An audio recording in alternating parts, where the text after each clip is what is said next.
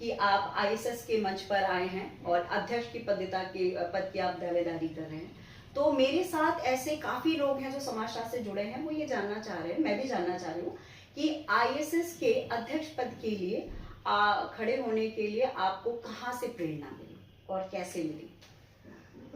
सबसे पहले तो शुक्रिया डॉक्टर नेहा, ज़रा नवाजी के लिए ख़ास तौर से। मैं अपने को एक समाजशास्त्र का अध्येता मानता हूँ और 5 दशकों से उसके अध्ययन में लगा हूँ, उसके विस्तार में, उसके प्रसार में लगा हूँ। जाहिर है मैं इसी दौर में 1978 से समाजशास्त्र के इस आईएसएस से भी जुड़ा रहा हूँ, इंडियन सोशियोलॉजी के। पहले एक स्टूडेंट होने के नाते, विद्यार्थी होने के नाते, बाद में एक लाइफ मेंबर होने के नाते, और फिर मैंने, जैसा तुमने कहा, कि बहुत सारी जिम्मेदारियां मैंने निभाई हैं। उनमें से एक RC08 स्ट्रेटिफिकेशन की जो RC अभी भी है, उसका कन्वीनर भी रहा हूँ प्रारंभिक दौर में जब RCs का विकास हो रहा था। लेकिन इस जुड़ाव ने, जो मेरा समाजशास्त्र से और आईएसएस से जुड़ाव रहा है, इस जुड़ाव में मैं बहुत सारे विद्वानों के, आईएसएस के जो अध्यक्ष रहे हैं, उनके संपर्क में भी रहा, उनसे बहुत कुछ सीखा भी, और उनसे एक बात और भी सीखी कि आईएसएस की अध्यक्षता के दावेदारी तभी उचित है जब आप व्यक्तिगत तौर पर उसके लिए तैयार हो, आप में वो काबिलियत हो। काबिलियत का अभिप्राय ये नहीं है कि आप ये कोई पदवी है, कोई ये ताज है या मुकुट है, ऐसा नहीं है। इसमें बहुत सारी जिम्मेदारियां भी हैं। आपके पास उन जिम्मेदारियों को निभाने का समय, उसकी काबिलियत और एक अनुभव भी होना आवश्यक है। तो ये मुझे व्यक्तिगत तौर पर ये लगा कि अब मैं इसके काबिल हूँ कि मैं अध्यक्षता की दावेदारी कर सकता हूँ। न केवल 5 दशकों को अनुभव, बल्कि मैंने,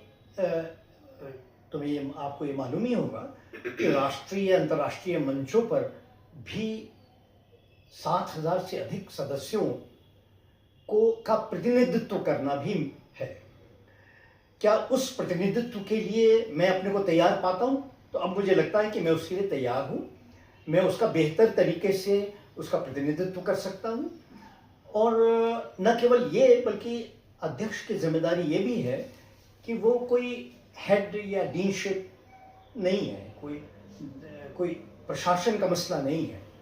वो मसला है कि इन 7,500 सदस्यों को अपने साथ लेकर जो भी सीखा है उसकी मेंटरिंग करके, खाली सिखाना ही नहीं बल्कि सीखना भी है इस प्रक्रिया में।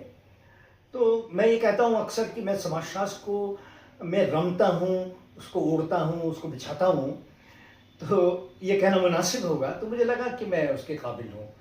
दूसरा एक और भी है कि एक सामूहिक जिम्मेदारी का मुझे बोध भी हुआ। इस बोध कराने में बहुत सारे यंग स्कॉलर्स, बहुत सारे मिडिल करियर वाले स्कॉलर्स और बहुत सारे वरिष्ठों ने मुझसे इस बात को कहा कि आपको ये जिम्मेदारी लेने का समय आ गया है। तो मुझे लगा कि मैं ये दायित्व, ये जो एक सामूहिक दायित्व है, इसको निभाना दौर के इस जंक्शन पर इस समय आवश्यक है। और इसलिए मुझे अपने से भी मोटिवेट हुआ और आप जैसे लोगों ने भी मोटिवेट किया, और मैं इसके लिए अपने को प्रस्तुत कर रहा हूँ।